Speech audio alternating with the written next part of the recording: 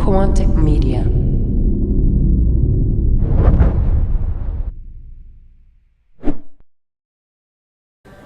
Hello everyone and welcome back to MLG Anaheim 2011. My name is Axel, bringing you game 2 of a best of 3 between spawning in at the 6 o'clock position. The red FXOChoya player EGIncontroL, his opponent spawning in at the 12 o'clock position, the blue FXOChoya player FXOChoya. And that's right, I did say game 2, which means there was a game 1. So if you're just now stumbling across this video, definitely go try to find game 1 before watching this one so you're not spoiled at all.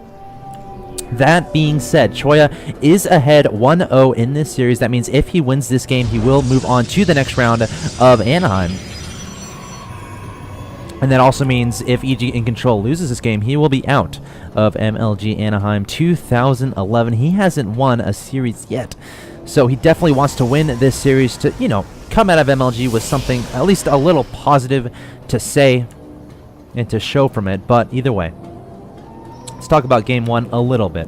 What happened there was, Choya wasn't really originally planning to do a 4-gate. He wasn't. He took that second gas, and then he was relying on what scouting information he can get.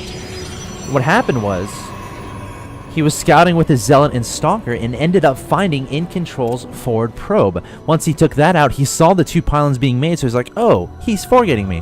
So, Choya, being safe, threw down 2 additional gateways. Well, I guess 1. I think he had 3 gates originally, but threw down another one to make it a 4-gate so he could defend against his opponent's 4-gate, because that's actually what you have to do on Talodrum Altar.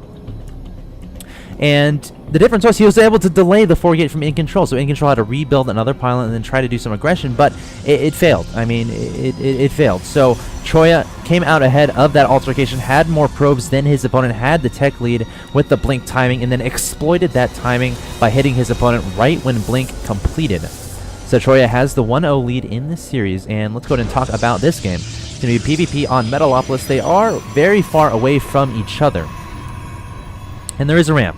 So it will be interesting to see whether or not these 2 players decide to do a 4-gate. Of course, we have to look for that second gas. Choya trying to be annoying as he can with that probe, nipping away at this probe from EGIncontroL, but EGIncontroL trying to get us around here. Oh, the probe does get away.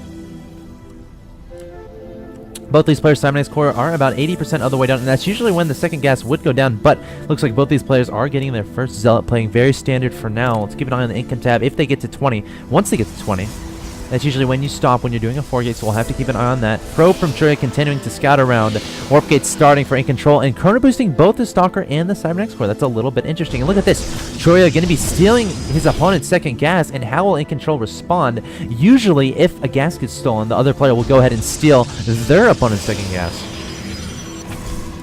So, second gas gets stolen from EGIncontroL, which could mean a couple things. EGIncontroL could either A, you know, kill the assimilator, carry on as normal, but another thing that usually happens is if your gas gets stolen, that kind of screws with your build, so you may as well just 4-gate. A lot of FXOChoya players think that. So Choya could be trying to encourage EGIncontroL to do a 4-gate since he took his second gas, but we'll have to see what happens. EGIncontroL throwing down 2 additional gateways, so it looks like he's not going to take the bait, just going to get 2 additional gateways, and we'll have to see where he goes from here. Approaching 100 gas, which of course is that number of gas for that Twilight Council, but not putting that down just yet.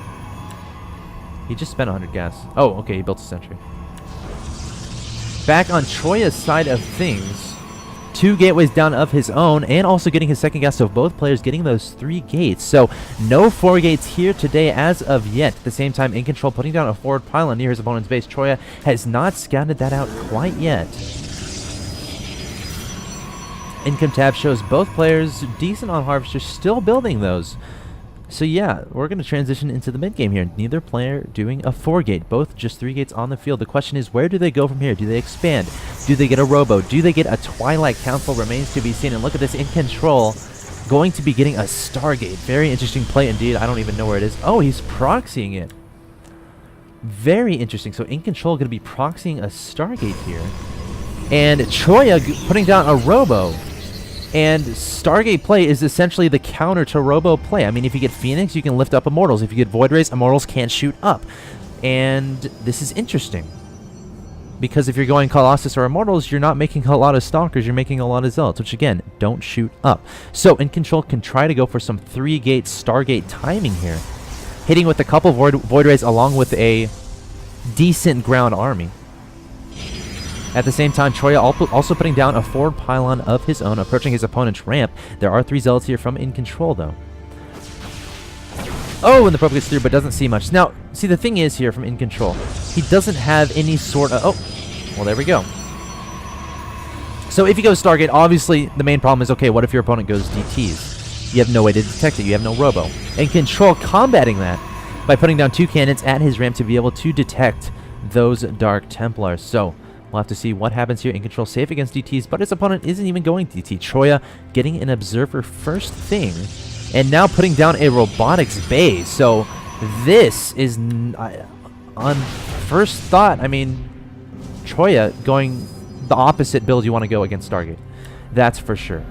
That is for sure. And EGIncontroL building lots of Phoenix out of that Stargate. Could try to do a push pretty soon here. We'll have to keep an eye on these gateway units to see when they push down the map. +1 weapons on the way for EGIncontroL as well. So we'll have that upgrade advantage if he decides to hit anytime soon. No Forge down for Choya. Where is that Observer? There it is. So not really scouting his opponent's base, just keeping it near his own base. Choya coming out with some Stalkers looking for a pylon, and there is a pylon, so he is going to spot that. An Immortal on the way for FXOChoya, but once again, Phoenix can lift Immortal, so I really like EGIncontrol's chances here, even though he's down 65 to 50, temporarily getting supply locked, also getting a Twilight Council, so we'll have to see what happens, and I'm not sure. I mean, if he was going to do a timing here, I think it'd be soon, but he's not yet moving forward with his Gateway Army. Again, his Gateway Army isn't that full. It's not that good right now. Just 2 Stalkers and 6 Zealots and a Sentry. Phoenix just going to come forward and do some harassment, I would imagine. Does Choya know about this? No, he doesn't. So EGIncontroL coming forward with his Phoenixes, spots that Robotics base, so knows his opponent is going for that Colossi play. And here we go, Choya coming forward with about 5 Stalkers here. Phoenix picking up plenty of probes, going to be backing away before losing too many Phoenix. Income tab shows Harvester count is even 26 to 26. Twilight Council going down for FXOChoya, and will EGIncontroL expand behind that aggression? It doesn't look like it thus far. Getting charge out of his Twilight Council. Of course, when you're building all those Phoenixes, that means you're going to have a lot of Zealots on the ground, and why not get that charge upgrade? It is so good. And coming forward is EGIncontrol's picking up some Sentries. Those are very good units to pick up, and none of these units actually shoot up. So Choya fleeing back with these Stalkers, and he just lost every single one of his Sentries. So EGIncontrol being very annoying with his Phoenix. That's exactly what you have to do. Choya researching Blink, of course, to help with defending against those Phoenix. And has he even... yeah, he's just basically abandoned that Colossi production. Knows that won't be a good way to go, considering his opponent has so many Phoenix on the field. Those Colossi would die extremely fast. So yeah, he's gotten this Robotics bait, but hasn't really done anything with it. I mean, not a very good situation for Choya as of right now. Observer coming forward, spots those Phoenix. EGIncontrol flying by, looking for places to do some more harassment, and it looks like EGIncontrol is going to be expanding here. Not a bad idea whatsoever. Of course, those Phoenix give him that map control. And honestly, Choya can't really leave his base, because if he leaves, guess what? EGIncontrol is just going to swoop in with all of his Phoenix and harass the heck out of that mineral line, and Choya does not want to lose any probes whatsoever, so he will be forced to stay home for at least a little bit until he can get some cannons out in his mineral line at least. Oh! Now that could be a tell. That could actually be a tell. That Phoenix went over this mineral line, which means where the Phoenix would usually come from this way if his target was in his base, right? So it would come from the south. But that Phoenix came from the west. So we'll see if Choya actually noted that, and we'll take advantage of the fact that he should know where the Stargate is. But either way, Choya putting some pylons in his mineral line. No cannons just yet, so a little bit worried about him moving out here. Once again, the Phoenix can just swoop forward and pick up probes if Choya decides to leave his base. And there we go, Choya gonna back up with some Stalkers. And yes, Choya, very smart guy. Oh, Choya. He's about to go toward that Stargate, but I guess changing his mind at the last second. Keep in mind, EGIncontrol getting a Nexus down. He does have a Dark Shrine on the way. It is at about 90% of the way done. And does Choya have any detection on the field? Oh my gosh. Choya has no detection on the field whatsoever. His observer must have died to this cannon or something. Stalker's trying to blink forward and take off these Phoenix. I just want to see the vision of Choya really quick. Oh yeah, so the Observer did get sniped away by those cannons, but it looks like Choya is going to do a push here. Has lots of Stalkers on the field, and Immortal and plenty of Zealots. But keep in mind, EGIncontroL has those DTs. Choya has 0 detection, so Choya could be walking into a trap here. And oh no, EGIncontroL making his DTs into an Archon. Definitely not what he wanted to do, I would imagine. Coming forward with one Dark Templar, going to take a swipe, and Choya must be hearing that swipe now and might back away or may continue with this. EGIncontroL charging forward with his Zealots, picking up an Immortal with his Phoenix, and Archon coming coming to join the fight as well. DT going to town on the ground, forces he has 2 kills to his name, and EGIncontroL may be able to fend this off. It's hard to tell right now. Phoenix picking up a lot of Stalkers here, but a lot of Stalkers still remain. EGIncontrol's Dark Templar could be his savior here. Warping in another one, probably realizes now that his opponent doesn't have any detection whatsoever, and Choya may be forced to back away or just make advance forward. But no, Choya going to be backing away, knows there are DTs on the field, and EGIncontroL with a brilliant tech choice in choosing those Dark Templars, able to fend away almost certain death. Keep in mind, if EGIncontroL loses this game, he will be out of MLG Anaheim 2011. Choya coming forward. He's down to 28 supply. Oh my gosh! His probes are all gone. Choya has lost all of his probes.